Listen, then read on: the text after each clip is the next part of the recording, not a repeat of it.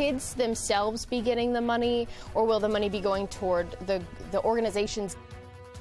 Fox 45 News demanding accountability, what Mayor Scott said when we questioned him on his plans to address the squeegeeing. And the details we still don't know. And if City Council gets its way on pension reform, the wait to cash in on lifetime payouts will be 3 times faster than police and firefighters. We take that plan to the public. And still mild right now, but I am tracking a big cool down coming our way. I'll explain exactly when that colder air moves in and how long it sticks around in a couple of minutes. Live from WBFF in Baltimore, this is Fox 45 Morning News. And good morning to you. A live look now over Towson, and you can see those roads a lot drier than they were yesterday. Thanks for being here with us this Saturday, November 12th.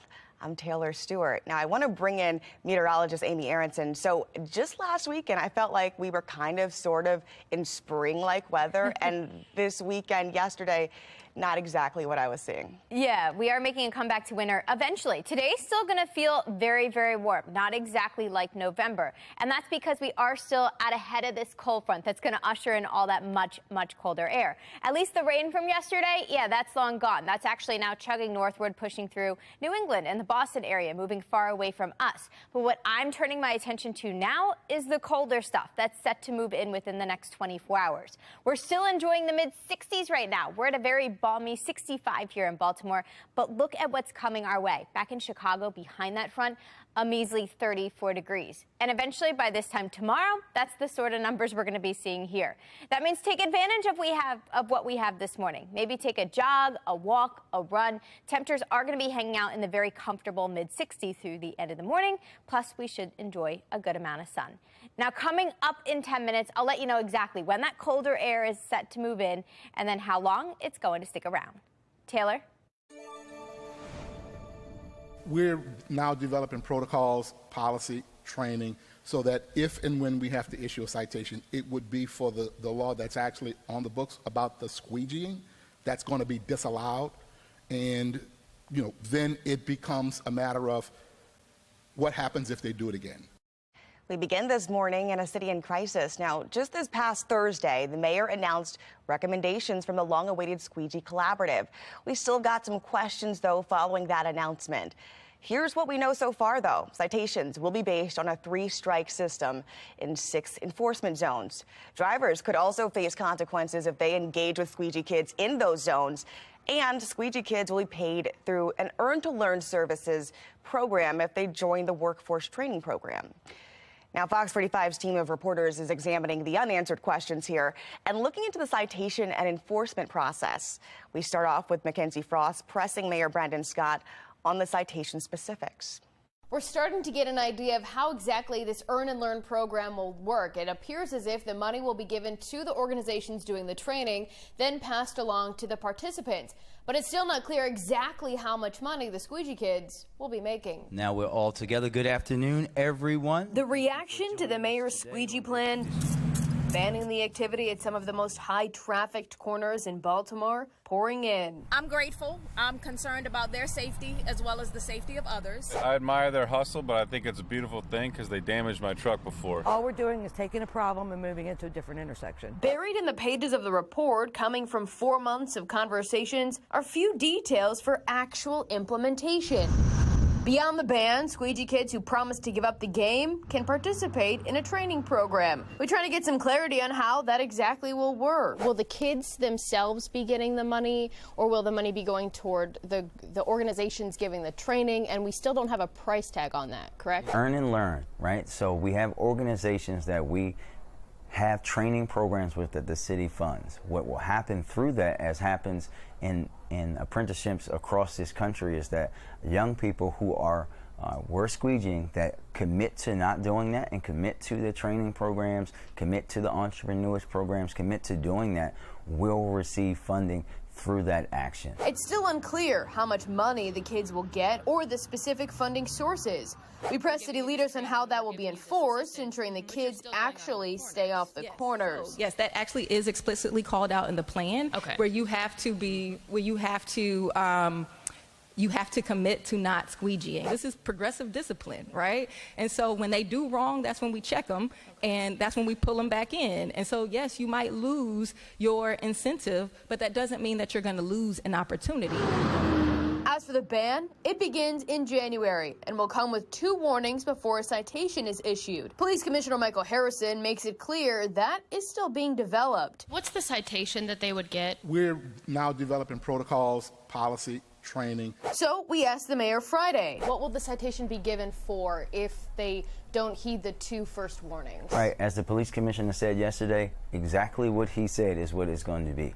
We know, and we also know that every case is going to be different as well. BPD said that they were still working on it. They didn't exactly know how it was going to work. We will do it with the laws on the books, as we said yesterday, and we'll continue to do that. So the laws on the books are now being enforced, but for the last several months they weren't? No, Mackenzie. Let's go back again. We enforce laws each and every day. We have a plan. There's support for the plan across the board. So let's have you guys do some responsible journalism and work alongside that plan to talk about how things will change. Thank you. The plan unveiled, but it's clear the details are not ironed out just yet. The city says it will be working with various groups to implement those training programs and provide the services to the Squeegee kids, but it's also clear that the framework for actual implementation hasn't been announced yet. In Baltimore, Mackenzie Frost, Fox 45 News. So how do Baltimore residents feel about the plan? Well, we took those questions to drivers and Squeegee people alike. I admire their hustle, but I think it's a beautiful thing because they damaged my truck before. I think it's a good thing. Why? Because it's time for us to elevate above this. Now, some interactions between police and Squeegee kids over the summer were far from cordial, especially in the days following the death of Timothy Reynolds near the Inner Harbor. So how will police go about enforcement this time around? Fox 45's Keith Daniels continues our team coverage. At the corner of Conway and Light Streets, 19-year-old Khalil has been working this block for the past 3 years. A so-called squeegee kid, washing car windows for tips. I got a clue I'm working on. I have a business I'm looking to invest into. I just use this money for side money. But soon the side hustle coming to an end. The block now, one of the no squeegee zones to be shut down in January. Good afternoon, everyone. As part of the mayor's squeegee collaborative plan. Khalil committing to comply. I won't even be here. I won't even be here for the first warning. I won't come right here. Once they put that in effect, it's really time for us to invest our money into what we do personally. Khalil saying he has no problem clearing the corners. But what about others? What about enforcement? Can police actually do it? We've seen police trying before. Our camera this summer catching the scene of one officer nearly nose to nose with one squeegee kid in downtown Baltimore in a tense back and forth. I'm just telling you that you can't harass me. If people don't want to give you money, leave them alone. Police Commissioner Michael Harrison has said officers will take criminal enforcement action if needed. Also, squeegee workers who don't comply will be cited.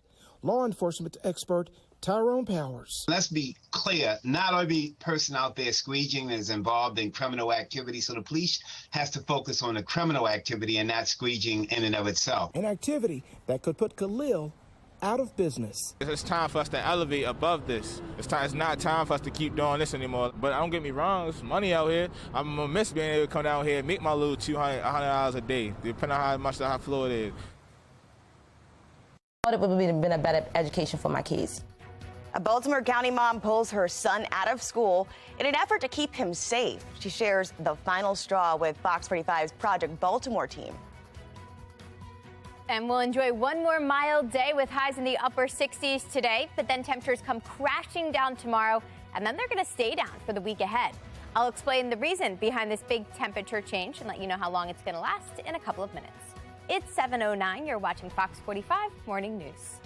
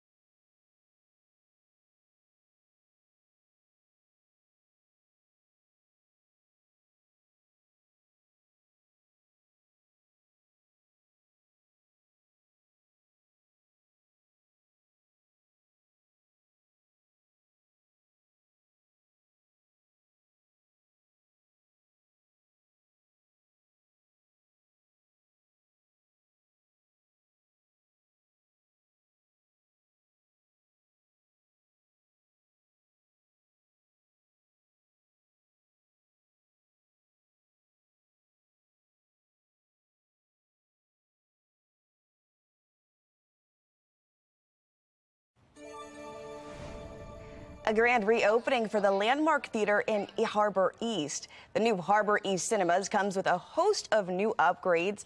800 Baltimore City students got a chance to see Black Panther: Wakanda Forever, a film with a powerful message for many of the students in attendance.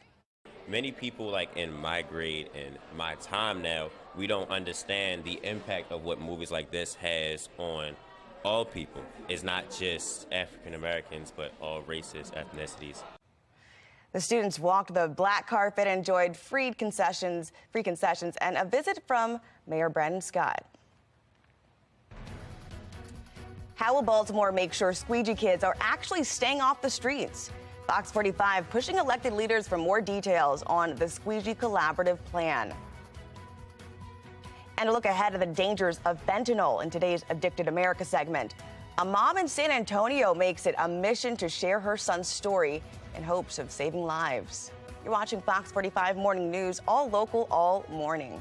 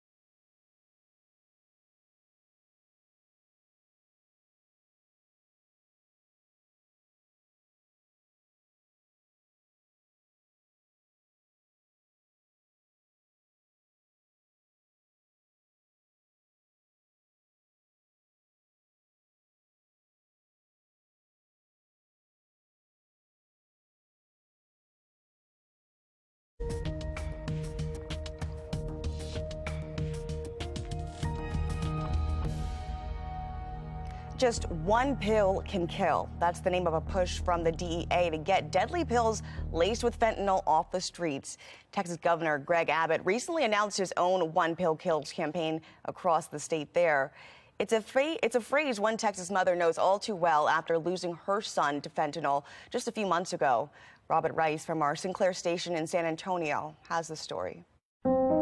I'm here to tell a story. Every morning, Kathy Drago starts her day sitting in this chair. To do all of my praying, my thinking, my writing. But writing down what she's grateful for has proven difficult the past 4 months. There's a lot of pain and sorrow in this book. Almost all of it about her son, Cody. June 11th, 2022 was, for me, every parent's worst nightmare. Early on a Saturday, Kathy got a call from her daughter-in-law who'd found Cody unresponsive in their home. The paramedics were there already working on him, but he was already gone.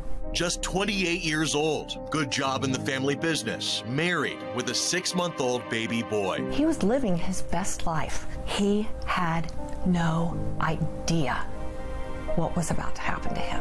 A makeshift memorial now on display in her backyard. Cody's ashes in her dining room. Kathy had suspicions about what might have killed her son, who had struggled with addiction in the past, but she didn't want to say for sure until she received an autopsy report. And I received the autopsy about 3 weeks ago, and it confirmed our worst fears. An accident with Xanax and fentanyl. Cody got on an app on his phone and purchased what he thought was a Xanax.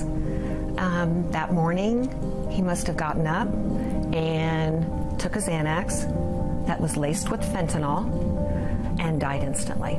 Over the past year, 108,000 people have died from a drug poisoning or overdose. New numbers from the CDC show more than 2/3 of these deaths are due to synthetic opioids, including fentanyl. Fentanyl is killing Texans without or with substance abuse problems. 40 to 50% of what's out there on the street has fentanyl in it. Yet many young people who take fentanyl don't even know that they're taking it. From May to September of this year, the DEA seized more than 10 million fentanyl pills, along with nearly 1,000 pounds of fentanyl powder. Counterfeit prescription pills laced with fentanyl are deadly. They call this initiative One Pill Can Kill. It can happen. It happened to me. It can happen to anyone, and I want people to know that. And that's why Kathy is speaking out so soon after losing Cody. You could get in your hand 4 pills, and 2 of them could have fentanyl, and you would not know the difference. You're playing Russian roulette. She's already taken part in speaking engagements, sharing Cody's story at overdose awareness events. Her message is clear. Parents need to get in their kids' business. It's a hard conversation to have, but it's a matter of life and death. It doesn't matter if you live on the north side, the south side, the east side, the west side, if you're black, if you're white, if you're rich or you're poor. It does not matter. It is out there. It is wiping out a generation of young people. It is leaving kids fatherless, motherless. It is absolutely a national crisis that we have to address as a community and as a nation. In San Antonio, Robert Price reporting. All right, let's get right on over to meteorologist Amy Aronson with a check of our forecast. We saw that beautiful sunrise as we were heading into the break just a few moments ago. Yeah, nice and extra early this morning, thanks to the time change last weekend. Actually happened at 6:45 earlier this morning. And now the sun is up and shining down on Baltimore, actually helping us warm up again today. One more warm day ahead of us before we quickly cool things down. We're in the mid-60s right now. We're headed for the upper 60s today. It's warm and breezy to start off your weekend, but tonight I'm tracking another round of some showers. After that, a big cool down coming our way tomorrow. At this time tomorrow, it's going to feel much, much different. If we take a look at what's happening on the weather map, we do have rain from yesterday's storm system moving away from us. That's now pulling northward through New England. Coming in behind it, not much of anything right now. That light blue you're seeing off to our east here, that is the concern for freeze. And that would be the case Sunday night into Monday. So in preparation for that, Eastern Shore already posted that. But for us locally, we don't have any watches, warnings, advisories in effect, but it's still going to get downright cold in the next 24 hours. Today, temperatures still warm nicely. We make a run for the mid and upper 60s. But here comes the clouds rushing in. This is with another cold front, a reinforcing cold front that's going to quickly push through, sends us this brief shower chance late tonight. Our forecast model shows some showers well after sunset, around 9 o'clock, lasting through about midnight with the passage of that front. And by this time tomorrow, it's already long gone. But you're going to notice the impacts from it because temperatures will be much, much colder. Here's a preview of what we can expect tomorrow morning. That's right, we're near freezing in spots north and west of Baltimore. A measly 33 in Westminster. We're near 40 in Baltimore tomorrow morning. Doesn't get much better tomorrow afternoon. Yes, we'll enjoy lots of sunshine, but temperatures will be in the brisk upper 30s, low 40s through a majority of the day. And then temperatures really drop Monday morning. Monday morning, I think we're all dropping to at least freezing, if not slightly below that. That means take advantage of the 60s today. We're not going to see this for quite some time. We're headed for the mid and upper 60s this afternoon. It will be breezy, a nice warm westerly wind gusting up to 20, 25 miles an hour. I did throw in that shower chance tonight. It's not a ton of rain, just a few light showers will push through. Temperatures still mild to begin, but then that drop is coming our way by Sunday morning. And the colder temperatures here to stay. According to the Climate Prediction Center and our 6 to 10 day temperature outlook, this takes us all the way through November 21st. We are included in this blue color. That means a pretty decent chance that our temperatures will be staying below average for the next 6 to 10 days. And we can actually see that beyond today. Temperatures are dropping into the low 50s on Sunday. It's a struggle to get out of the 40s both Monday and Tuesday. And if we take a look at the week ahead, we do have that shower chance Tuesday into Wednesday. But I think the bigger story, the cool temperatures are here to stay. We're stuck in the 40s all the way through week's end. Taylor? Should pensions come for city council members faster than for first responders? Residents weigh in on a plan to shorten requirements for local leaders. Plan on flying this weekend? Thanksgiving? Well, we'll keep you tuned here with a look at the busiest airports across the country leading up to the Thanksgiving weekend. You're watching Fox 45 Morning News, all local, all morning.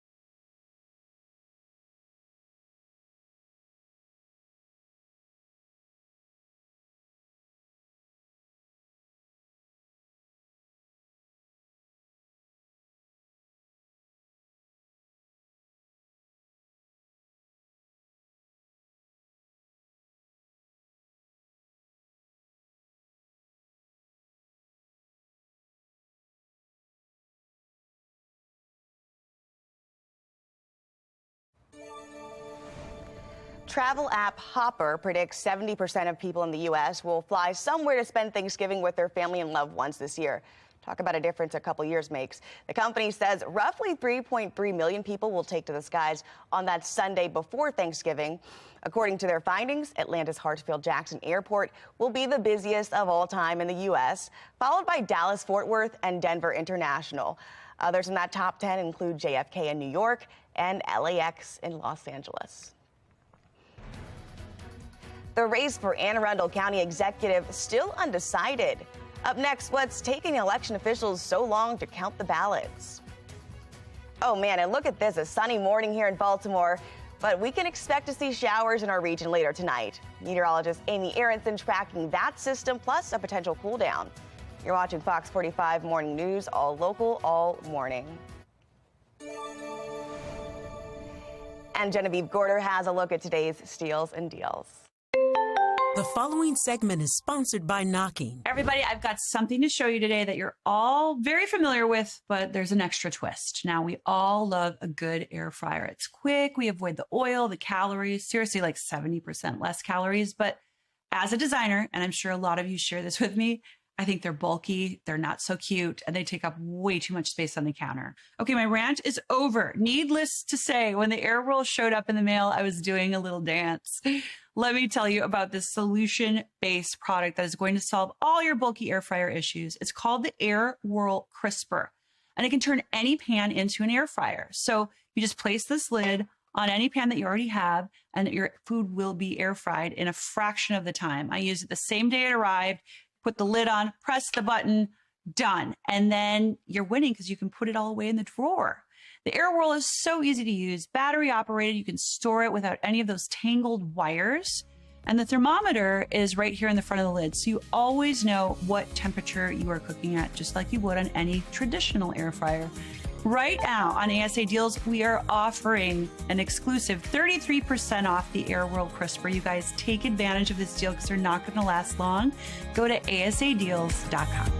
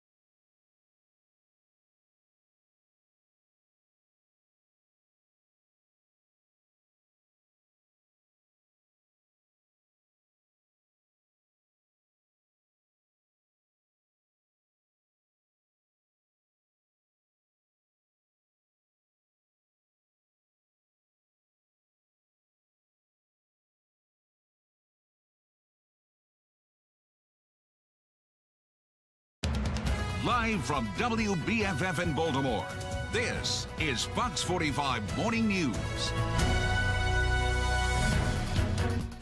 And good morning to you. A live look right now over the harbor. Look at that shot, man. Good day to be in Baltimore, and thanks for being here on this Saturday. I'm Taylor Stewart. It is November 12th, and we want to get right over to your forecast because it was pretty yucky yesterday, but it was nicer, this morning. Meteorologist Amy Aronson. Will it be warm today, or are we going to get some cool downs? Well, the temperatures tell the full story here. Already very warm. We're starting off mild this morning, starting off with sunshine, low to mid 60s to begin. So today is definitely going to be the warmer of the 2 weekend days. Both weekend days look much different. So today you're going to want to get out, enjoy the sunshine. Temperatures headed for the mid and upper 60s today. We do have a few showers developing late tonight after sunset, and that's going to bring in some cooler changes. So tomorrow's going to be dry again, but it's going to feel much different. It's actually going to start to feel like November, with temperatures dropping back into the upper 40s and low 50s through the afternoon. And that's just the start of a big pattern change. Coming up in 10 minutes, I'll let you know exactly what that change is and what it means for the week ahead. Taylor? Term limits are in the future for Baltimore's elected leaders. In response, City Council is now trying to shorten the length of time they have to serve in order to get a pension from 12 years to 8. But that 8-year threshold is more than 3 times shorter than pension plans for other city employees. Fox 45's Riel Creighton shares public perspective on the council's latest push. Well, the bill was always tied to Question K, which Baltimore City voters overwhelmingly approved on Tuesday, which imposes term limits on city's elected officials, including the mayor, the comptroller, and members of the city council. But now the push to reduce the time in service to pension by members of the city council is drawing some criticism, generating some controversy, but especially online. The conversation continues as Baltimore City Council moves one step closer to a final vote, poised to pass a bill to decrease the number of years in service for the city's elected officials to earn a pension, down from 12 to 8 years. I think for anyone in the City Council to think they are entitled to a full retirement that's paid for by taxpayers after 8 years of service. This week, criticism of the plan coming from outspoken city voices like former candidate for mayor Thiru Vignarajah. Especially when you've presided over one of the most disastrous periods in Baltimore history. And a fiery online response from Police Union President Mike Mancuso, a pair of letters with words like self-service, describing it as one of the most egregious privileged class moves against labor in the history of Baltimore.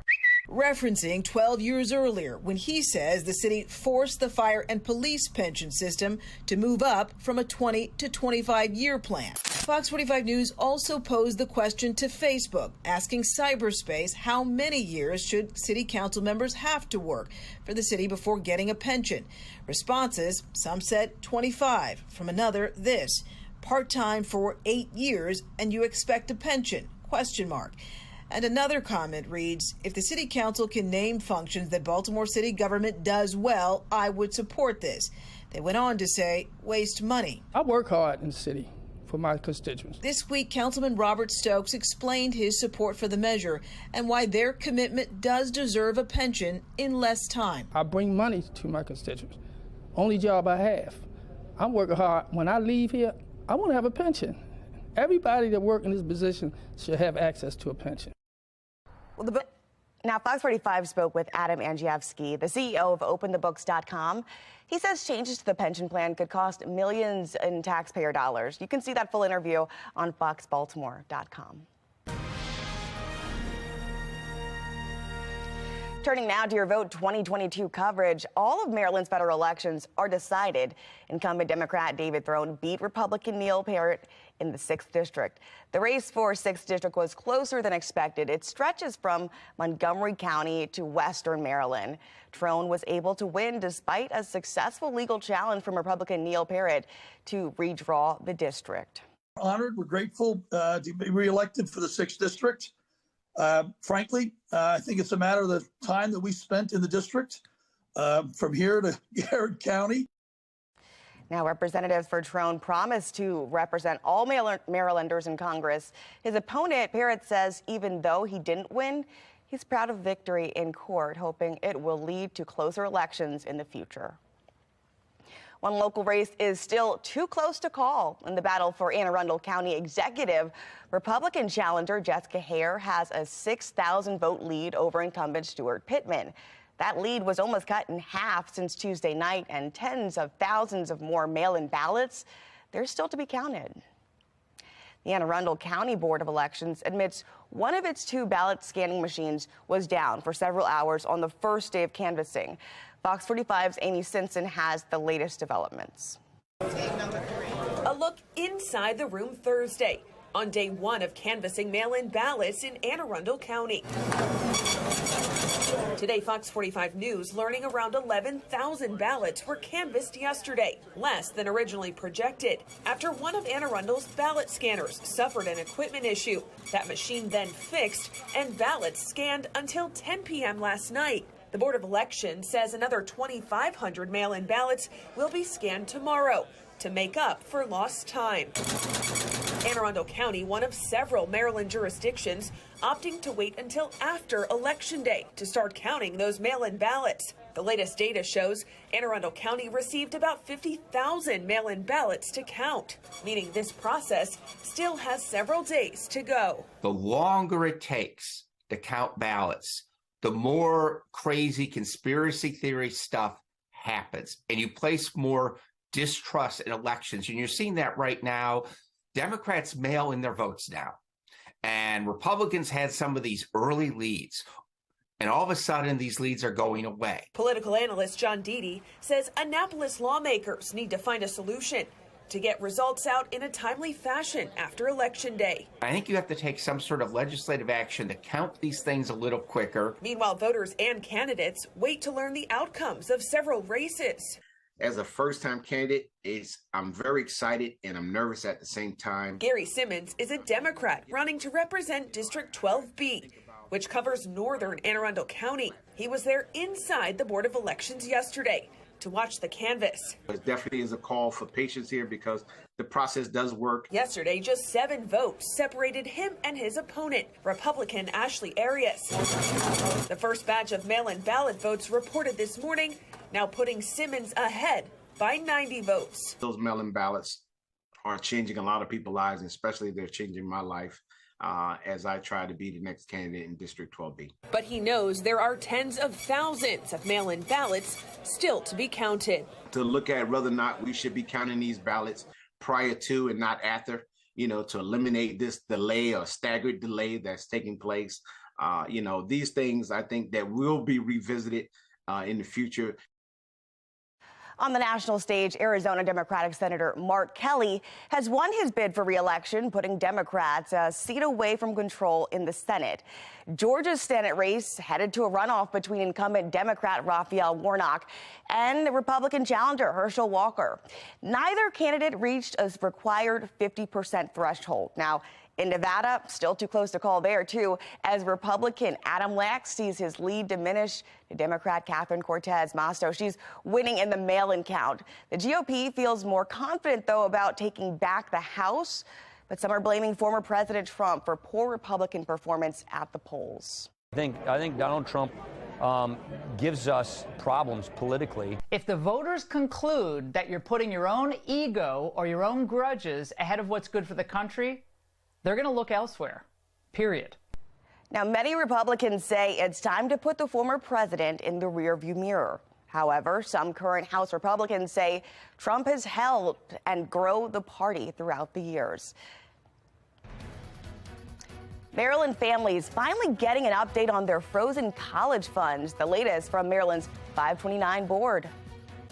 And temperatures will warm well above average today. But if we take a look at our average highs for the weeks and months ahead, they're falling. And I am tracking falling temperatures that will actually bring us to winter-like levels in the days ahead. I'll explain exactly what that means for our temperature trend in a couple of minutes. It's 7:38. You're watching Fox 45 Morning News.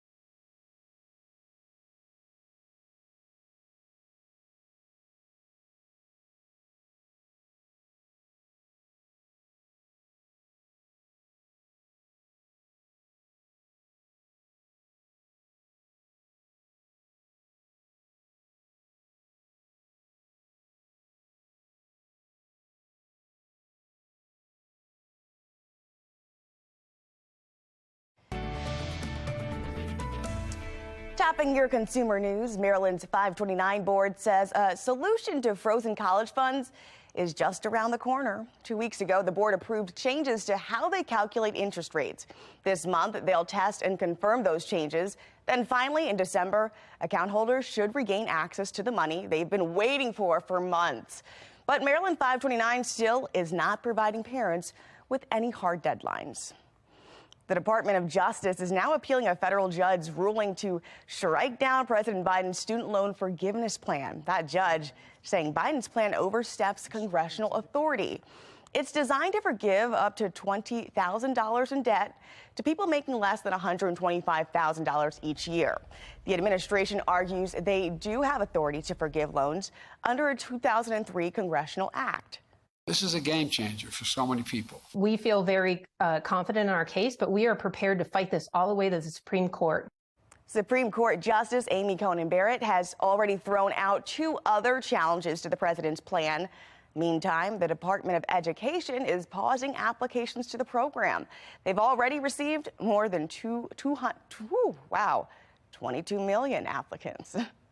Everybody, drivers, folks who squeegee, all will be held accountable. Mayor Brandon Scott releases a plan from the Squeegee Collaborative after months of meeting. There's still unclear answers and what we still don't know about that plan. Plus, reaction from city residents. But first, an argument between a boyfriend and a girlfriend ends in assault. What happened and how you can help find the suspect in today's Maryland's Most Wanted. You're watching Fox 45 Morning News, all local, all morning.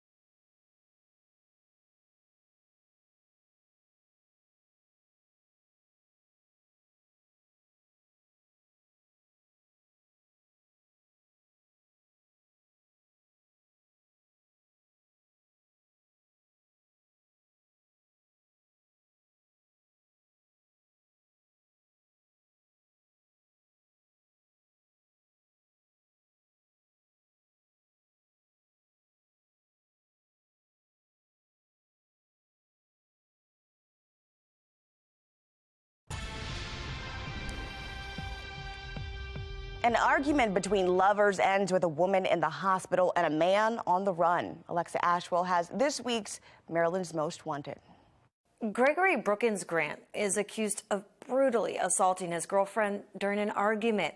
He's been on the run for the past year and a half, and now the U.S. Marshal Service needs your help tracking him down.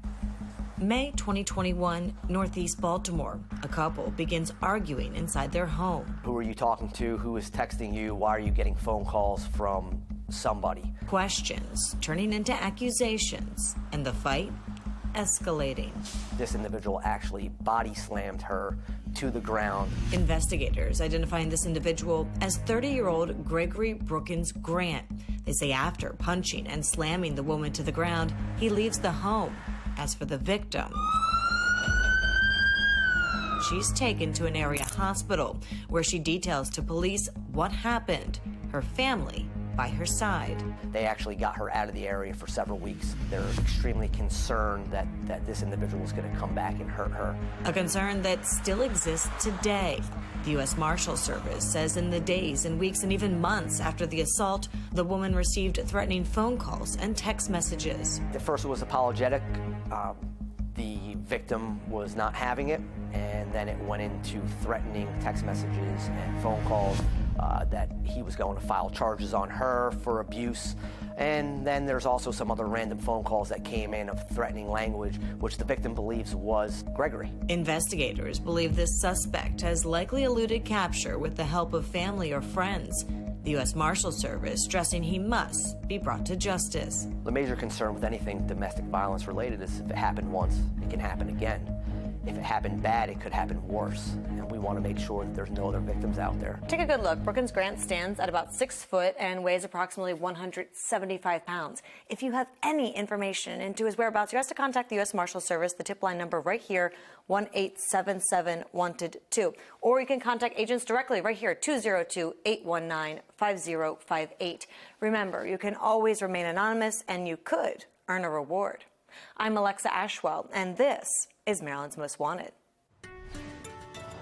All right, I want to check in now with meteorologist Amy Aronson for a look at the forecast because it's been kind of warm but yucky yesterday. We're going to have some nice temps this weekend. Yeah, rain long gone. It's going to be nice to start, but then I am tracking a big drop in our temperatures by the end of the weekend.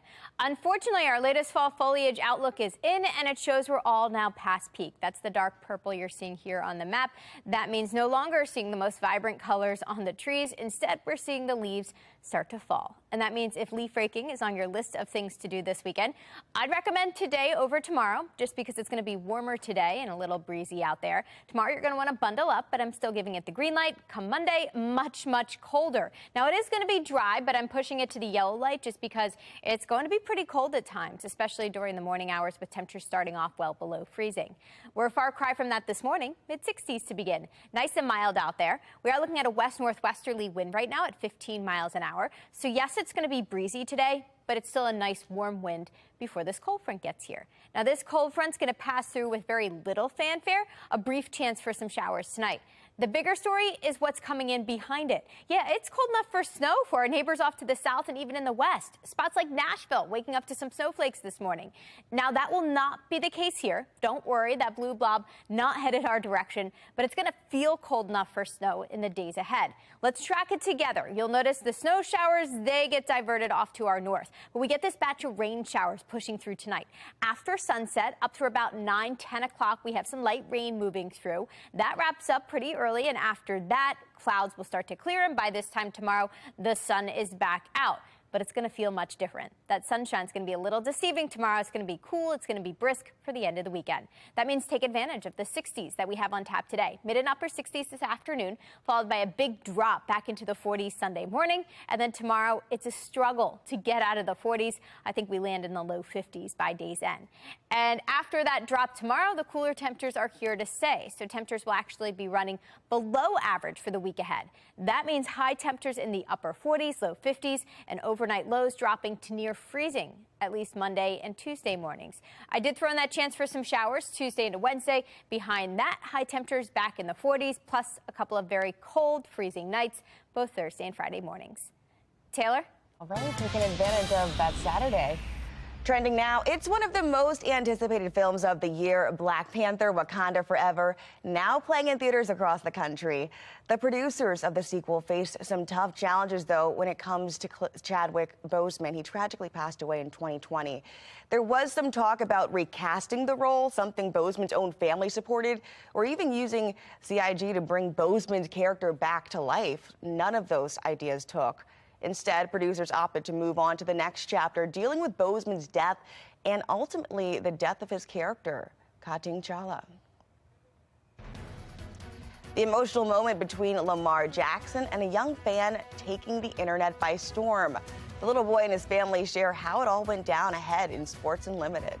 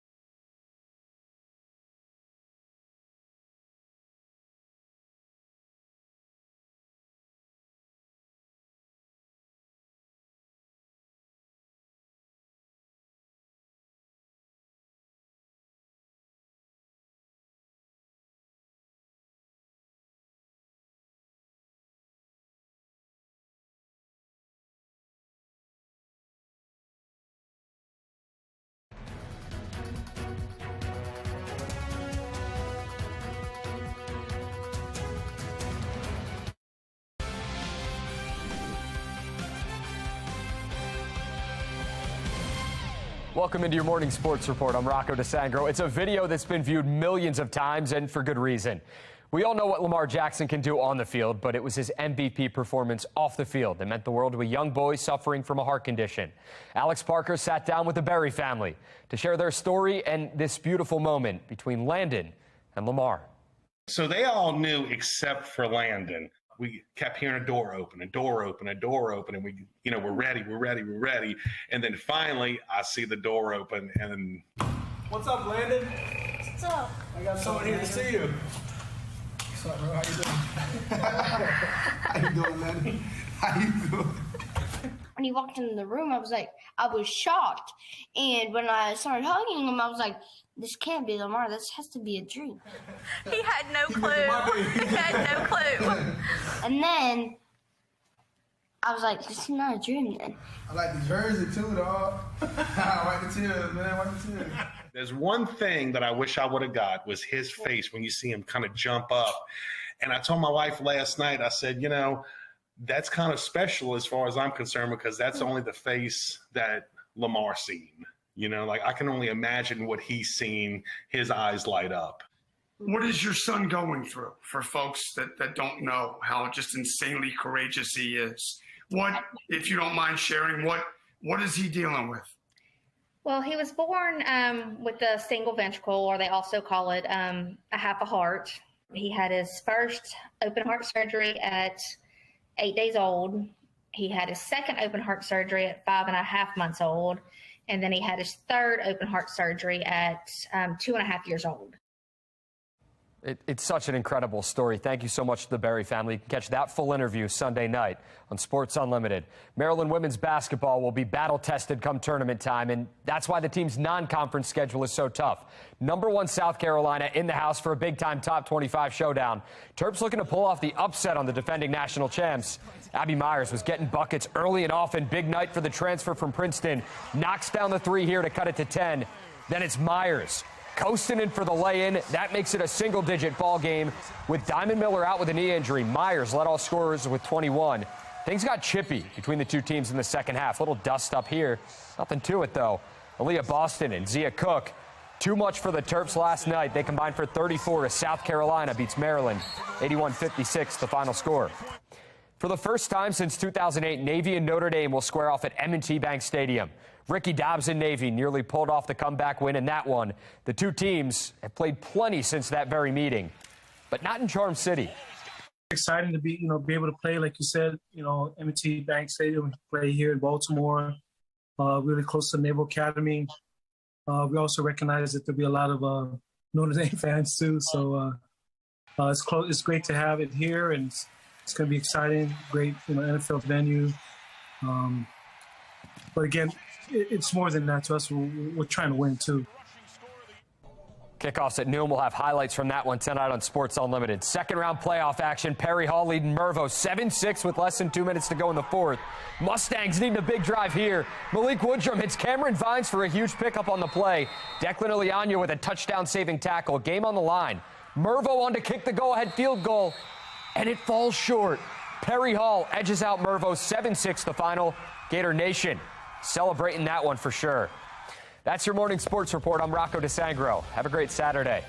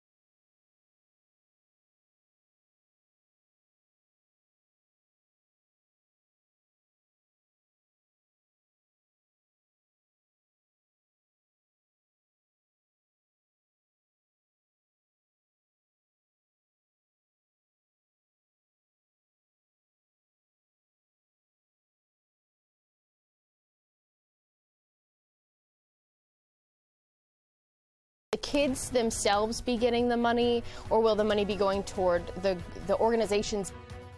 Fox 45 News demanding accountability. What Mayor Brandon Scott said when we questioned him on his plans to address squeegeeing, and the details not yet known to the public. And if City Council gets its way on pension reform, the wait to cash in on lifetime payouts will be 3 times faster than police and firefighters. We take those plans to the public. And we're off to a mild start this morning, but by this time tomorrow, it's going to be at least 30 degrees colder. I'll explain the reason why and what that means for the rest of your weekend in a couple of minutes. Live from WBFF in Baltimore, this is Fox 45 Morning News. And good morning to you. It is a live look here over Towson. Bright, sunny morning already, but we want to say thank you for joining us here this Saturday, November 12th. I really thought yesterday was the kind of day you wanted to snuggle up and just get under the covers. Meteorologist Amy Aronson, it was just cold and gross, but not the case today. Not the case today, and at least yesterday, still mild despite that rain that was moving through. Today's also going to be mild. We're just now taking the rain out of the picture. And that rain has moved on. It's now falling up in New England for our neighbors to the north there. We're still tracking this cold front that's going to come through, send us a little more rain before the weekend is over. But I think the bigger issue with this, it's going to send us some much colder air. On the back side of it, cold enough for some blue stuff, some snow showing up off to our south and west. That will not reach us here. Just a couple of rain showers for us later today, and this colder air eventually. We're enjoying the mid-60s again today, at least this morning. Going to be warmer this afternoon, but then that blue stuff, the 30s, the 20s, yeah, that'll make a comeback by the end of the weekend, and it's going to be much colder by this time tomorrow. That means if you want to squeeze in a run, a jog, maybe a nice long walk with the dog, this morning is your morning. Tomorrow you're going to have to bundle up, but this morning you could get away without a jacket. Low to mid-60s to get things started with a good amount of sun. Now, coming up in 10 minutes, I'll explain exactly how these numbers are going to change over the next 24 hours and how long this upcoming cool down is expected to last. Taylor?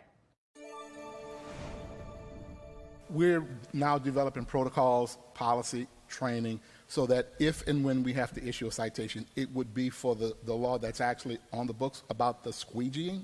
That's going to be disallowed. And, then it becomes a matter of what happens if they do it again. We begin this morning in a city in crisis. Now, just this past Thursday, the mayor announced recommendations from the long-awaited Squeegee Collaborative. We've still got questions, though, following the announcement. Here's what we know so far. Citations will be based on a 3-strike system in 6 different enforcement zones. Drivers could also face consequences if they engage with squeegee kids in those protected zones. And squeegee kids will be paid through an Earn and Learn services program if they take part in the workforce training. But just how beneficial will this plan be for city youth? Well, joining us this morning to weigh in, Munir Bahar. He's a community activist and the founder of Core Health Institute. Good morning. Thanks for joining us. Good morning. Thanks for having my opinions. Absolutely. Now, we know the basics of this plan, but we still don't know how the money will be delivered to squeegee kids. Whether it's coming from the city or going through nonprofits. Does it bother you that important details like that have not been explained yet? No, that doesn't bother me. But what does concern me is that we are putting a Band-Aid on an issue that really requires some in-depth and long-term treatment to it. I mean, this is a Band-Aid, what many of us feel. The fact that we have so many young people that are making a decision to go into the street with squeegees and try to do that for money is really speaks to a deeper, more rooted issue that we're not addressing, that has been the case for a lot of young minority children, teenagers in this city for decades now, and we're still not addressing it. That's what bothers me, is that I don't think we're taking it serious, the fact that we have so many young people who are choosing to do things in the streets versus a more traditional way of trying to find meaningful careers in their lives. The root really sounds like desperation and really need. Now, at the press conference last week, the mayor said the city will enforce the law. They've always enforced the law, but we've continued to report on issues happening in the streets, violence. What did the mayor mean? Do you know when you saw that? What did he mean when he says he enforces the law? Is this something, a law we should be enforcing at this point? I mean, I have no idea what he means. I can't speak for him. And this is to say that, you know, leaders in the city have been failing. We've been failing to provide experiences to teach our young people discipline. Discipline is at the root of all of this. The young folks are lacking discipline. So when they go out on a corner and they squeegee, that's because no discipline is required. Now, I see, you know, with the Squeegee Collaborative, this is an attempt to maybe implement some type of disciplinary structure, but it's still a highly unstructured, undisciplined activity. We need to get them out of squeegeeing, period. Like, why are we even looking at? Well, this is a first step. Do you have any faith that the Squeegee Collaborative could work? You know, listen, I'm just got to be blunt. We've seen this over and over throughout the years. Nice plans on nice sheets of paper with nice, you know, words in them, and they don't translate or trickle down to the effects that we want to see on the street level for long term.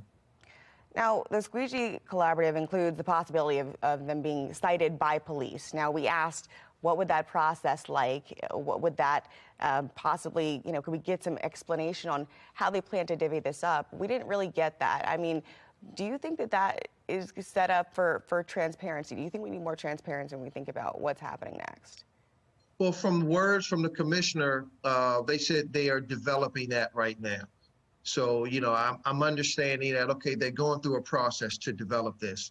But I'm going to go back to, why are we spending time even giving this activity voice? Why don't we have the intelligence and the willpower to create an experience to remove these children voluntarily, to give them an option that they will voluntarily just leave this lifestyle of squeegeeing and doing something that's more industrious, doing something that's more robust, more engaging and impactful for their long-term careers. No kid is probably thinking, man, I want to do squeegeeing for the next 5 to 10 years. Like, who sees themselves squeegeeing that long? So the fact that, again, we are using so many resources to give these children such a short stick of development, to me, is crazy, when we should be pulling them off and getting them into an industry like construction, something that has long-term potential, something that has real value to the city. We have 20,000 abandoned houses.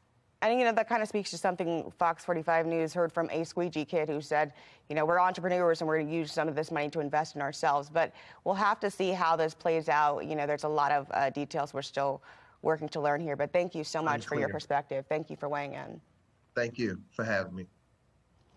All right, some interactions between police and squeegee kids over the summer were far from cordial, especially in the days following the death of Timothy Reynolds near the Inner Harbor. So how will police go about enforcement this time around?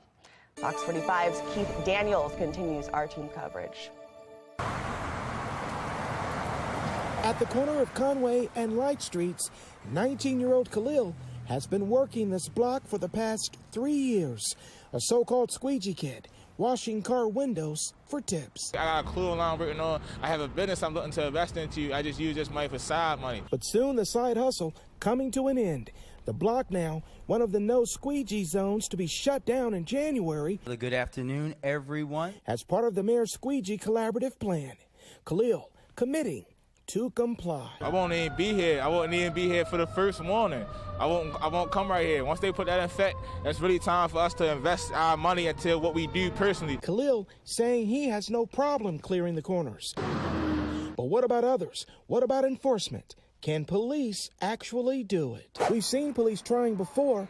Our camera this summer catching the scene of one officer nearly nose to nose with one squeegee kid in downtown Baltimore in a tense back and forth. I'm just telling you that you can't harass me. But people don't want to give you money, leave them alone. Police Commissioner Michael Harrison has said officers will take criminal enforcement action if needed.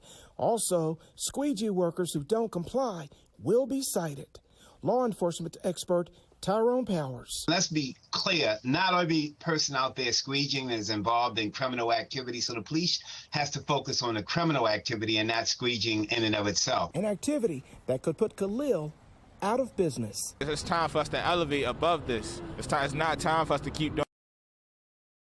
It would have been a better education for my kids. A Baltimore County mother yanks her son out of school in an effort to keep him safe. She shares the final straw with Fox 45's Project Baltimore team. And we'll enjoy the upper 60s today, but then I'm tracking a big drop that brings us back into the low 50s tomorrow, upper 40s both Monday and Tuesday. I'll let you know exactly how long this much cooler stretch is going to last in a couple of minutes. It's 8:09. You're watching Fox 45 Morning News.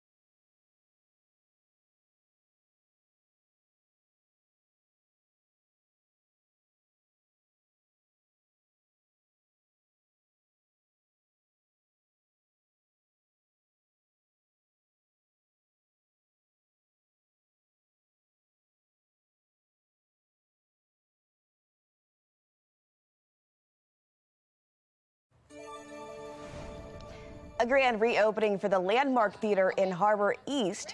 The new Harbor East Cinemas comes with a host of new upgrades. Now, 800 Baltimore City students got a chance to see Black Panther, Wakanda Forever, a film with a really powerful message for many of the students in attendance. Many people like in my grade and my time now, we don't understand the impact of what movies like this has on all people. It's not just African Americans, but all races, ethnicities. Wise beyond his years, those students walked the black carpet and enjoyed free concessions and a special visit from Mayor Brandon Scott. How will Baltimore make sure Squeegee kids are actually staying off the streets? Fox 45 is pushing elected leaders for more details on the Squeegee Collaborative Plan. A Baltimore County mother removes her son from school to keep him safe. She tells Project Baltimore why that drastic move was her only option. You're watching Fox 45 Morning News, all local, all morning.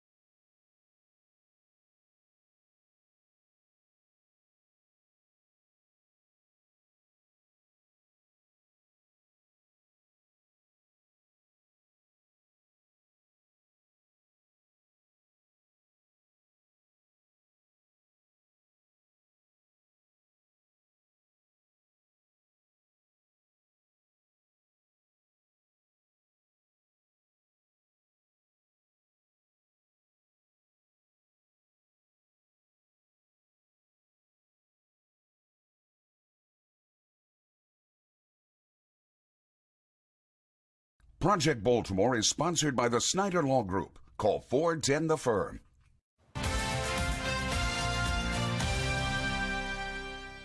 A Baltimore County mother takes her son out of school to keep him safe. Chris Papp with the Project Baltimore explains this is one family that's many of outraged how the school system is handling this recent spike in violence. Still want to do that? You would want to go there? Tiffany Moyd and her teenage son. It ain't got nothing to do with basketball. Moved from Baltimore City to Baltimore County a few years ago for one reason. I thought it would have been a better education for my kids, yes. Has it been? No. Not at all. Moyd asked we don't identify her son. He's currently in 11th grade at Perry Hall High School, where she says he's not safe and she wants him out. There's absolutely no control over the kids. It's haywire at Perry Hall. Perry Hall High School has recently made headlines for what seems like an unrelenting amount of serious problems with violence, guns, lockdowns, fights. And Moyd says her son has gotten caught up in it. This disturbing fight happened last December. The child on the ground being repeatedly beaten on the head is Moyd's son. Tell me about watching that video for the first time. Heartbreaking, mad, upset, pissed, because you're supposed to be the one to protect your child. It's hard. It's very hard. This fight did not happen on school grounds, but the person punching Moyd's son, she says, is a Perry Hall student. After seeing this video, Moyd said she told school administrators about her concerns for her son's safety. How can a child learn and you got to worry about your safety or whether you're going to get jumped or banked or whatever the case might be? You can't learn that way. You can't.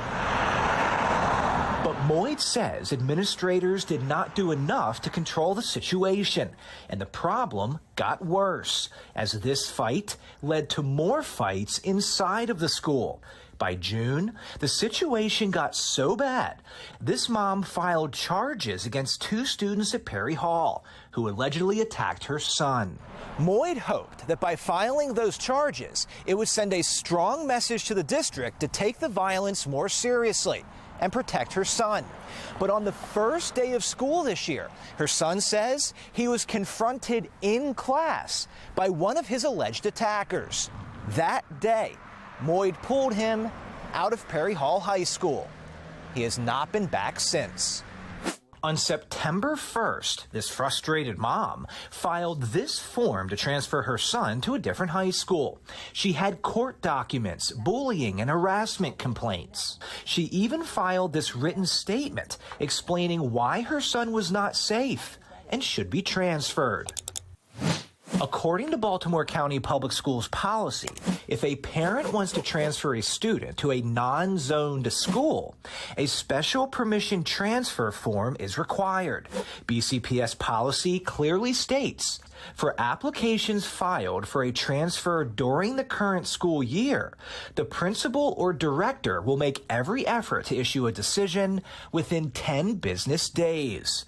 Moyd filed this transfer paperwork more than 2 months ago, and in that time, all her son's been offered is virtual learning. Moyd says that's not good enough. She wants him to learn in person, in a safe environment. My entire life is on hold. I have to get my son in school. He's a black young man. He needs an education. That's first and foremost. He needs an education. I should not have to go through this at all. Not when I'm asking for help and I'm getting absolutely nothing. I'm getting railroaded. Project Baltimore reached out to Baltimore County Schools requesting an interview to discuss the status of Moyd's transfer request. 2 days after we sent that email, Moyd says the principal of Perry Hall called her, offering 2 transfer options, Kenwood and Sparrows Point. But Moyd is not happy with either choice. She gave the district a list of 4 schools that would work for her family, it did not include those two.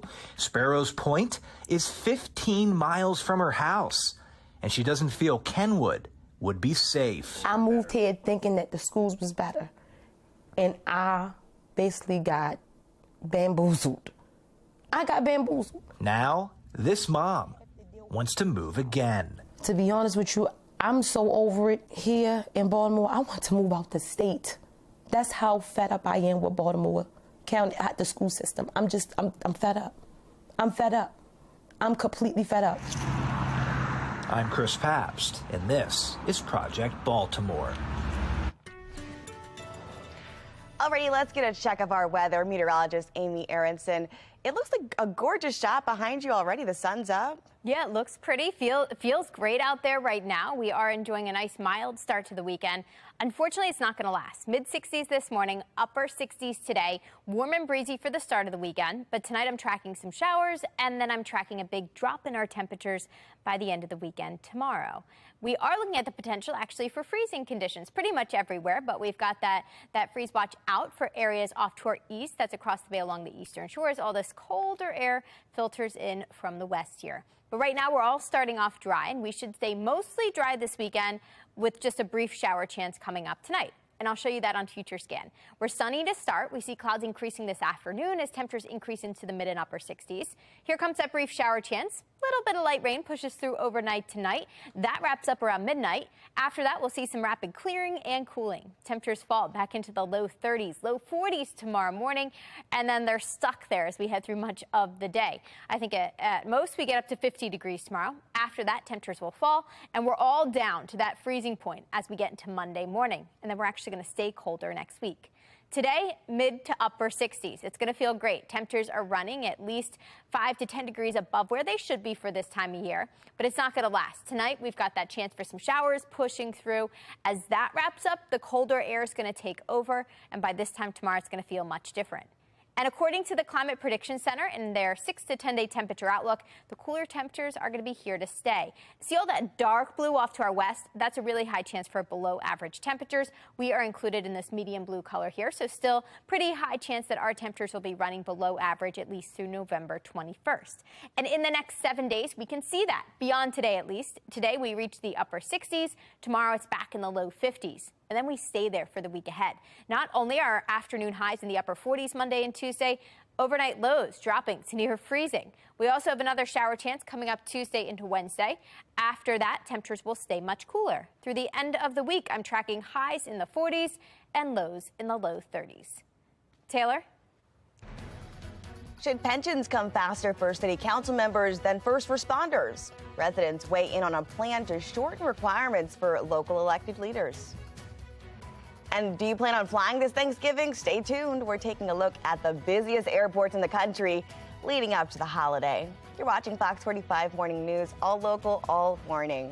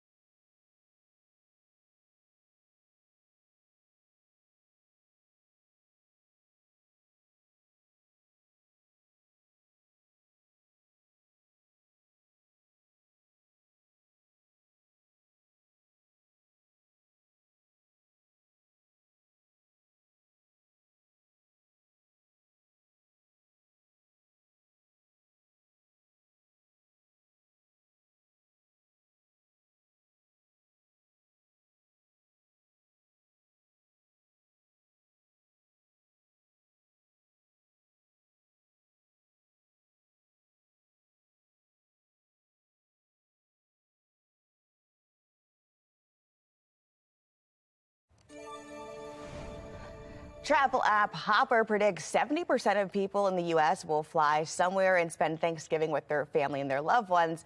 What a switch up from just 2 years ago. Now, the company says roughly 3.3 million people will hit the skies on Sunday before Thanksgiving. According to their findings, Atlanta Hartsfield-Jackson International will be the busiest airport, followed by Dallas-Fort Worth and Denver International. Others on that top 10 list include JFK in New York and LAX in Los Angeles. According to Wells Fargo, analysts, dining out may be cheaper for your Thanksgiving meal this year.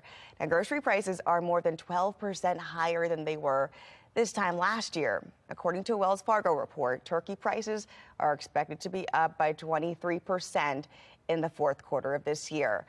Prices for other items like eggs and butter also climbed. According to the Consumer Price Index data, the cost of dining out increased 8.6% in the past year, while the cost of eating a meal at home went up more than 12%. It's definitely time for sweater weather, and ugly sweaters are included too in the mix.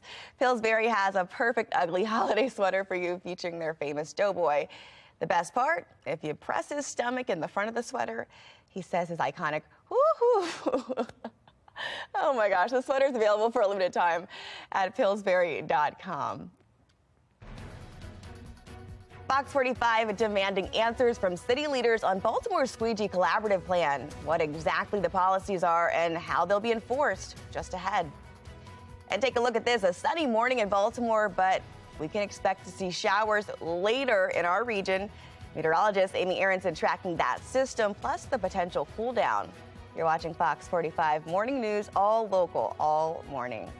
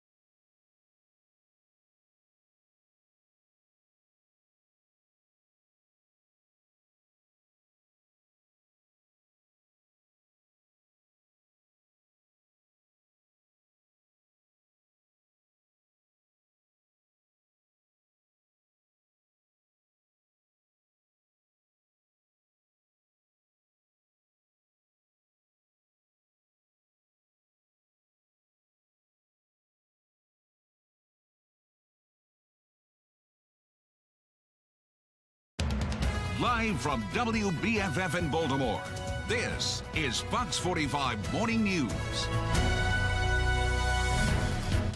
Good morning to you. It is a bright and sunny morning here on this Saturday. A live look there over the harbor.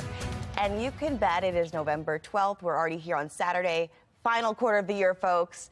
I'm Taylor Stewart. Let's get right into your forecast. Meteorologist Amy Aronson, a lot of yellow behind you. And I know we talked about some warmer temperatures today. Yeah, exactly. Yellow means milder stuff, and that's exactly what we're enjoying this morning. Low to mid 60s to start things off. Feels great out there right now. Unfortunately, it's not going to last all weekend long. We are tracking a big drop in these numbers as we head over the next 24 hours. But today we squeeze in one more really mild day with temperatures making a run for the mid and upper 60s. Some showers push through this evening, and then after that, here comes the cool down. We start off much colder tomorrow morning, and we only end up in the upper 40s, low 50s tomorrow afternoon. So a brisk finish to the weekend. Coming up in 10 minutes, I'll let you know exactly how long these cooler temperatures are going to stick around and what it means for the week ahead. Taylor? All right.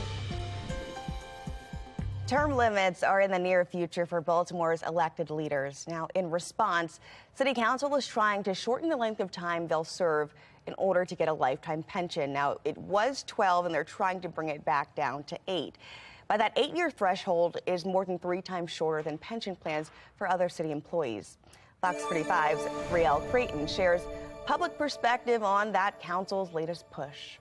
The conversation continues as Baltimore City Council moves one step closer to a final vote, poised to pass a bill to decrease the number of years in service for the city's elected officials to earn a pension, down from 12 to 8 years. I think for anyone on the City Council to think they are entitled to a full retirement that's paid for by taxpayers after 8 years of service. This week, criticism of the plan coming from outspoken city voices like former candidate for mayor Thiru Vignarajah. Especially when you've presided over one of the most disastrous periods in Baltimore history. And a fiery online response from Police Union President Mike Mancuso, a pair of letters with words like self-service, describing it as one of the most egregious privileged class moves against labor in the history of Baltimore.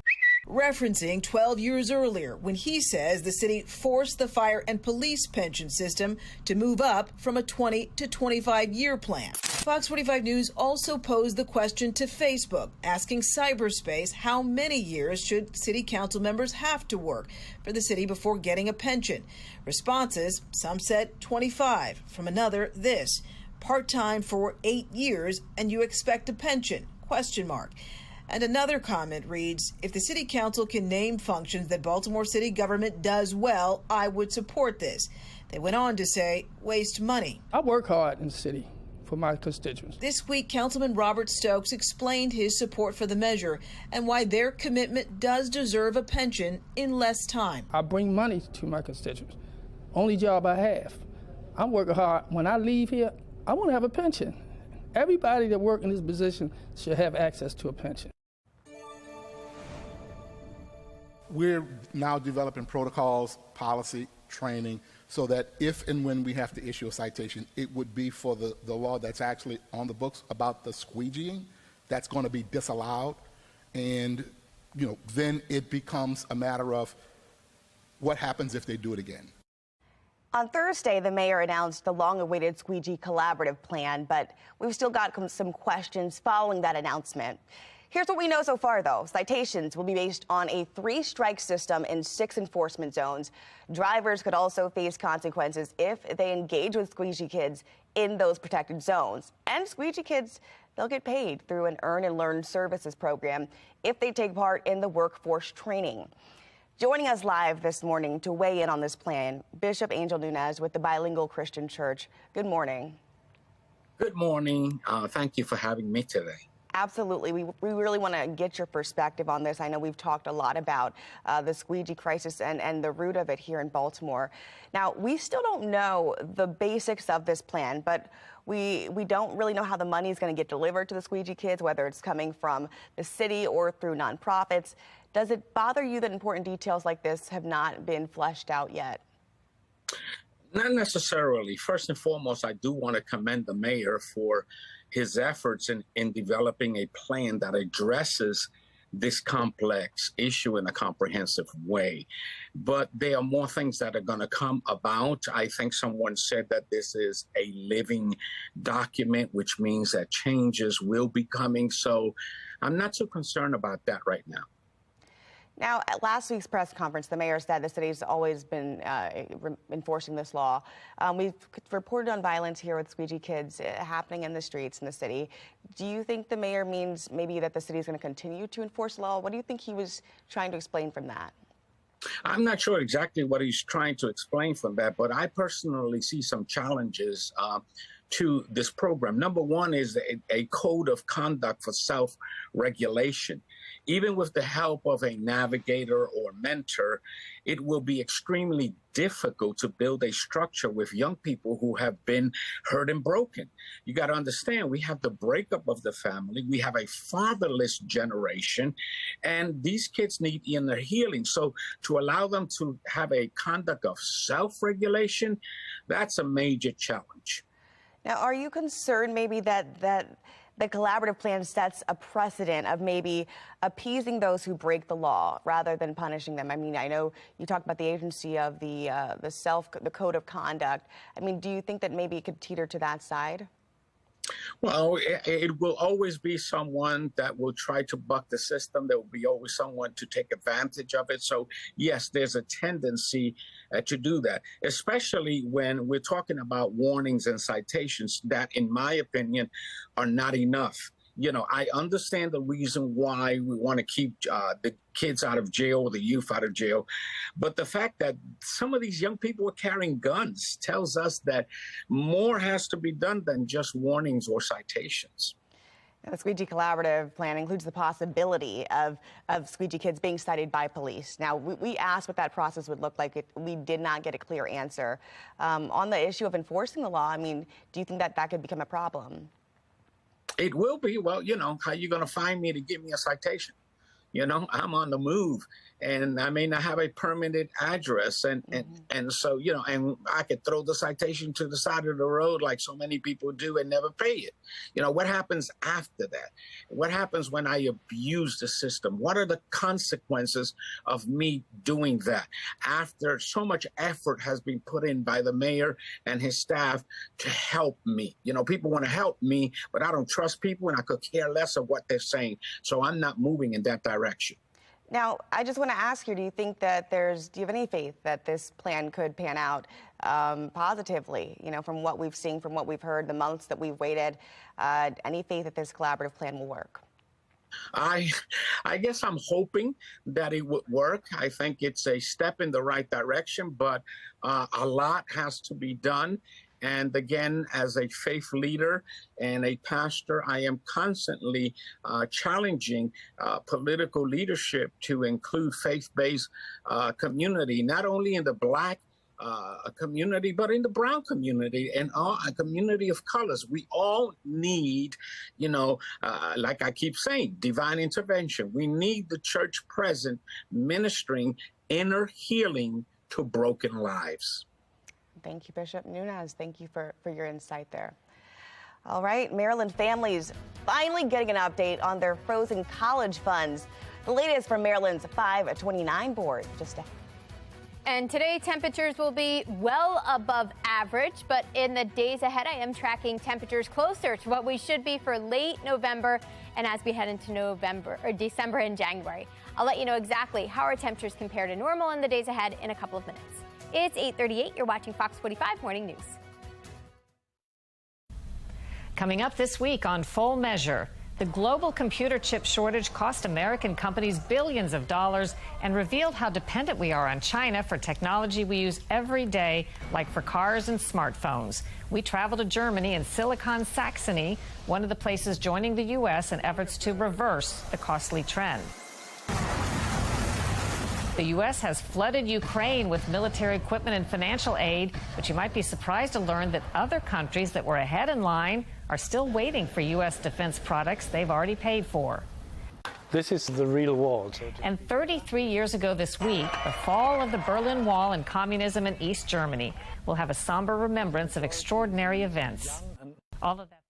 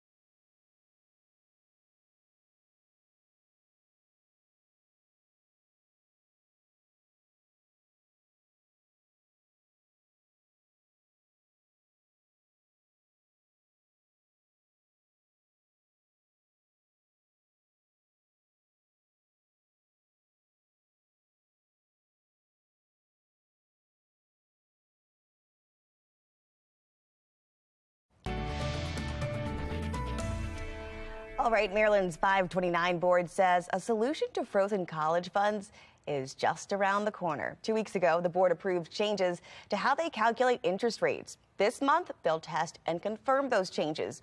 Then later in December, account holders should regain access to the money they've been waiting for months now. But Maryland 529 isn't providing parents with any hard deadlines yet. A growing concern for women's health in the military. In today's Spotlight in America, how Congress is trying to help them gain access to the care they need. You're watching Fox 45 Morning News, all local, all morning.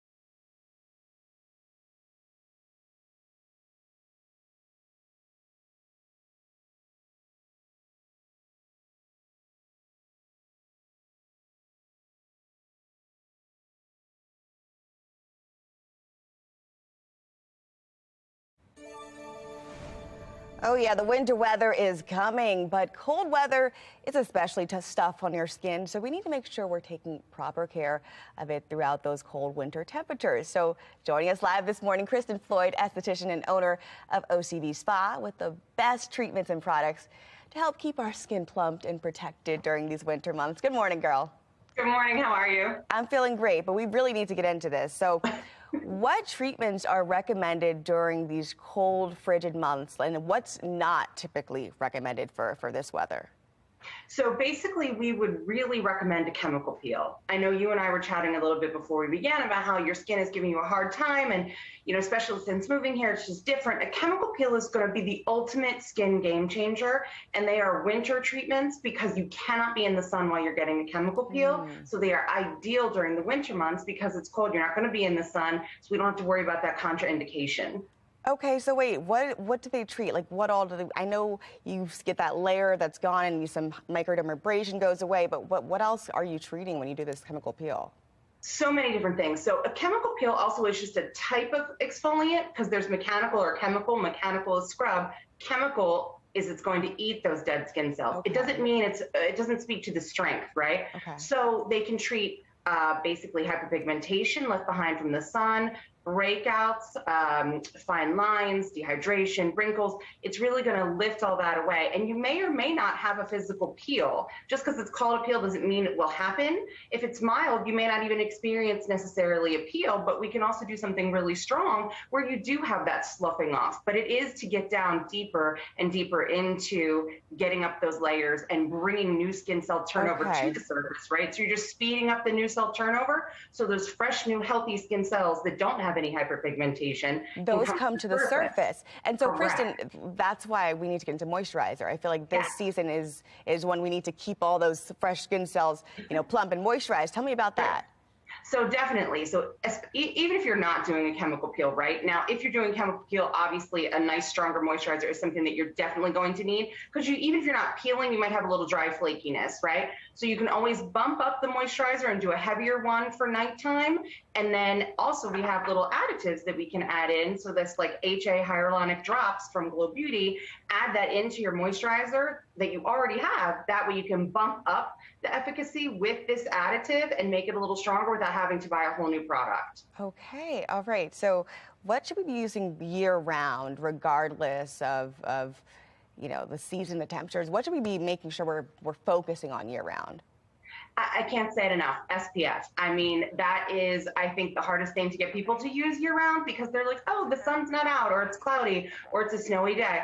Regardless, SPF year round, skin type, anything, regardless, everyone, SPF year round, 365. Okay, what I know about OCB, you guys might have something going on this holiday season, and so we need to get into that. Yeah, we do. So normally we don't really have a lot of time for people to come in and just shop. So we're going to open up next Sunday, November the 20th, and for a holiday shopping event only from 11 a.m. to 5 p.m. So kind of like an open house, but with prizes and gifts and special holiday gift sets. So special like stocking stuffers, anything you might need for anyone, and you can come in and no purchase necessary. You can get a little free gift. You can chit chat with me and I can help recommend some products or some treatments, but really to just pop in and take a look from 11 to 5. Well, right after the newscast, maybe I'll come in and we can do a consult for this chemical peel. Okay. Thanks, Kristen. All right. Thank you. All right, we've got some weather to talk about. You know, it was one of those days yesterday you just kind of wanted to bundle up. I mean, it wasn't cold, but it was rainy and soggy. Meteorologist Amy Aronson, I'm just looking forward to this morning, a little break and relief from that. Yeah, you know? the sun is back out, and the rain actually helped bring down more and more of our leaves. If you did some raking or some leaf blowing last week, you probably noticed your yard is covered again, like mine. And we are now past peak everywhere, so no longer seeing the beautiful colors up on the trees. Instead, all the leaves are on the ground. So if you want to knock out some leaf raking or leaf blowing this weekend, today looks great just because it's going to be more comfortable. Little breezy out there, but I'm still giving it the green light. I'd bundle up on Sunday and Monday, even colder. Monday, you might want to hold off because it's going to be a little chilly out there all day long. Today, not the case. We're already in the mild mid-60s. We do have a westerly wind at 13 miles an hour, but it's a nice warm breeze, especially with all that sunshine. Now, I am tracking a second cold front that's in the process of pushing through. That's going to usher in some colder air.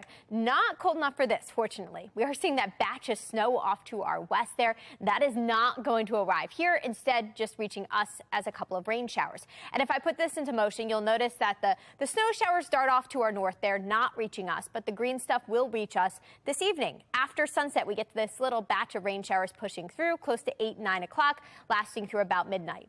After that, clouds will start to clear, and by this time tomorrow, we're welcoming back some sunshine. But at this point, much, much colder air is taking over and moving into our area. That means today's going to be the milder and the better of the two days for outdoor plans. Mid and upper 60s today. Tomorrow, you're going to want to bundle up. We're starting off in the low 40s. We end the day in the low 50s. And then after that, some pretty chilly mornings ahead of us for the week ahead. We are starting off below freezing both Monday and Tuesday mornings. Wednesday's actually the mildest day out of this stretch, and we're struggling to get out of the 30s. Thursday and Friday morning will also be pretty frosty, with temperatures starting off in the low 30s. So a cooler week ahead of us beyond today. Today, very mild, upper 60s. After that, temperatures are running below normal. We should be close to 60. Instead, we're in the low 50s on Sunday, upper 40s both Monday and Tuesday. I am tracking another weather maker, another little disturbance Tuesday and Wednesday.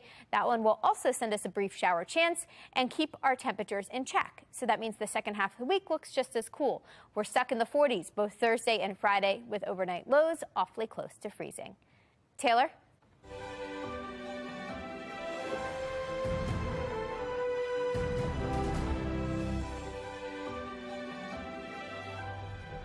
Spotlight on America is highlighting a growing battle among American servicewomen. Now, many are being diagnosed with breast cancer, and sometimes at really young ages. Chris Daniels looks at what's being done to protect women who serve our country. My mom got to swear me in again and pin my lieutenant bars. That was really special to me. Jessica Purcell beams with pride when she reflects on her years of service. She was actually my first salute as an officer. As part of a Tampa family that always put country first. We have over 100 years of combined service, just immediate family. The only woman in her class to become a jump master, Jessica fearlessly plunged from helicopters dozens of times and served in Afghanistan back in 2013. I think I bought into this mentality of I'm untouchable. In 2018, she would be touched by a diagnosis that changed her life. Already a mom to one, she was 9 weeks pregnant and 35 years old when her doctor delivered the news. This is cancer. And it's like, time out. What? I'm sorry. Wait, what? Did I just hear that right? It was a life-altering diagnosis for Jessica, but she is far from alone among women who've served. I am not afraid to bear my scars. This past fall, here at the Military Women's Memorial in Arlington, Virginia, the lump is right here. Veterans shared a badge of honor and survival, part of a portrait collection of breast cancer victims and survivors who have a common bond of military service. Spotlight on America dug into the prevalence of breast cancer among service women and learned that military women have a 20 to 40% higher risk than their civilian counterparts, according to a 2009 study published by the National Institutes of Health. Some of the possible causes vary from post-traumatic stress to long-term exposure to hazardous toxins. Look at your exposure history. Dr. Aditi Hazra is an assistant professor at Harvard and has been studying the links between breast cancer and military service. We are seeing stories of service women being diagnosed at earlier ages, and I think that we need more comprehensive research to evaluate their risk, their detection, and also the treatment that they're receiving. Do you think that young women that are going into the service and veterans as well know the risk that they have or will face? I would like to do better in speaking with the young women going into the military to help them be aware of their risks, and my call to them was to get screened and to have their sister in arms get screened. I believe that we should be receiving annual screening upon entry, preventative treatment. Get ahead of it, because we know statistics are already proving that we are at increased risk. Jessica believes her cancer was missed by doctors a year before her diagnosis, with the concerns she raised dismissed because of her young age. For other veterans, we discovered a lack of resources may be an issue. For decades, 15 states did not have in-house mammography equipment at VA facilities, something Congress is now taking action to remedy. Do you believe there are other young female service members potentially who have been undiagnosed? Absolutely. I've been on the line basically to hear them being diagnosed. And again, they're young. So it's very disheartening that we just can't learn from these lessons already. Jessica went through chemo while pregnant. He went through 12 rounds of IV chemo with me. And gave birth to a healthy baby boy. Now, she's calling on the Department of Defense and Veterans Affairs to help raise awareness among female veterans about their potentially elevated risks to prevent others from facing the unexpected battle she still fights today. As a person who has been diagnosed with such a hideous disease and the amount of just, I would say, pure torture that I've been through and what my brothers and sisters have experienced, something needs to be done. For Spotlight on America, I'm Chris Daniels. Congress passed a series of bills this year to give veterans access to screening no matter their age and history. Now the challenge is implementation. Chris Daniels has that aspect of this story tonight on Fox 45 News at 10 o'clock. Stay with Fox 45 Morning News. After the break, meteorologist Amy Aronson has your exclusive 7-day forecast.